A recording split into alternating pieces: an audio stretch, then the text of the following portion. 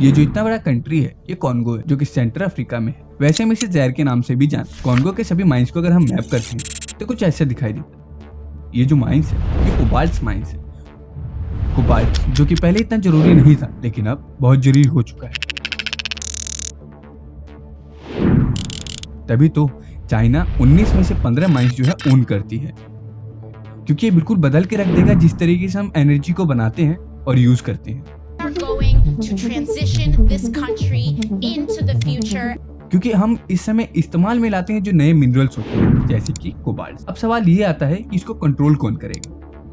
जैसे जैसे कुछ दिनों में इलेक्ट्रिक कार व्हीकल की डिमांड बढ़ी है वैसे वैसे कोबाल्ट की भी डिमांड बढ़ी है, जैसा कि हम 2010 के ग्राफ में देख सकते हैं। उससे पहले हम जान लेते हैं DRC है क्या, डेमोक्रेटिक रिपब्लिक ऑफ कॉन्गो।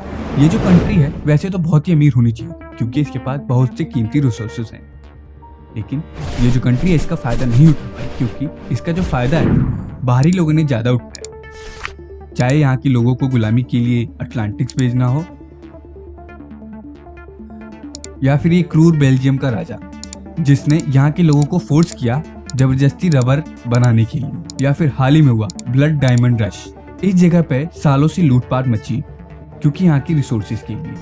अब ना ही वो रबर है ना ही वो डायमंड है, अब जो है कोबाल्ट है।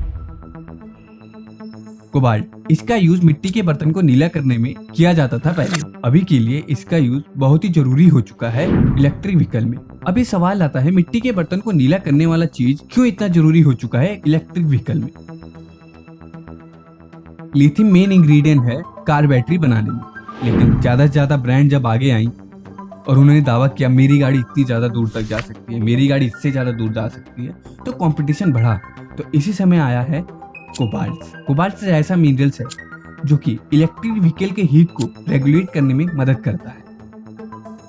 अब यहाँ पे आता है चाइना, क्योंकि यहाँ पे हमें ये समझना जरूरी है चाइना की इकोनॉमी है वो किस तरीके से वर्क करती है। क्योंकि हमारे इधर का जो इकोनॉमी है और जो ब्रांड है वो शॉर्ट टर्म के लिए प्रॉफिट देना शेयर होल्डर के लिए फायदेमंद समझते हैं, लेकिन जो चाइना है उसका ये है कहना लॉन्ग टर्म में जो है लोगों को फायदा देना जरूरी है, क्योंकि उनका ये मानना होता है ये चीज 1 साल में 2 साल में जरूरी नहीं है, वैल्यूएबल नहीं है, लेकिन वही 20 साल बाद ये प्रोडक्ट है ये जो मिनरल जरूरी है, इस वजह से इसमें पैसा इन्वेस्ट करते हैं और इसी को लॉन्ग टर्म में फायदा देता है। That children were mining cobalt in the Democratic Republic of Congo, or DRC. Cobalt is one of the world's most coveted resources. Its value has nearly tripled over the past year. This most precious of minerals is often extracted and sorted by tiny The Chinese traders here bought all the cobalt and sold it mainly to one Chinese company. जैसे जैसे electric vehicle की demand बढ़ेगी वैसे वैसे cobalt की demand बढ़ेगी, और जो चाइना है 19 में से 15 माइंस ओन करता है, तो जाहिर सी बात है उसके पास ज्यादातर जो कोबाल्ट का कंट्रोल रहेगा। ऐसा इसलिए क्योंकि दुनिया का 70% जो कोबाल्ट है वो कॉन्गो में ही बनता है, तो ज्यादा माइंस का मतलब है ज्यादा कंट्रोल। वहीं एक पॉलिटिको इंटरव्यू में China is not processing that refined cobalt to export to the USA to support your vehicle revolution. हम खुद बनाना चाहते हैं और सस्ते दामों पे आपके पास एक्सपोर्ट और बेचना चाहते हैं। इन सब में मैंने ये भी पढ़ा चाइना को कोई भी रिग्रेट नहीं है वहाँ की वर्कर सेफ्टी को ले। आए दिन वहाँ पे जो माइंस के नीचे दबके कई सारे वर्कर मरते रहते हैं, और ये भी ध्यान में रखने की बात है वहाँ पे चाइल्ड लेबर भी बहुत ज्यादा है।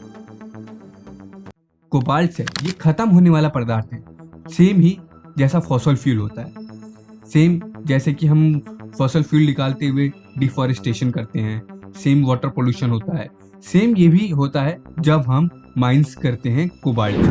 तो ये तो सेम हो गया जैसे हम पहले की समय में रेस लगाते थे, जैसा कि हम फिल्मों में देखते हैं जो ग्रीन रेवोल्यूशन होता है, जैसे कि हमने देखा वकांडा हो गया या कोई और साइफाई मूवी होगी, उसमें किस तरीके से ग्रीन रेवोल्यूशन को बताया गया है, यानी कि विंड का यूज करना, सोलर पैनल का यूज करना, ये सब।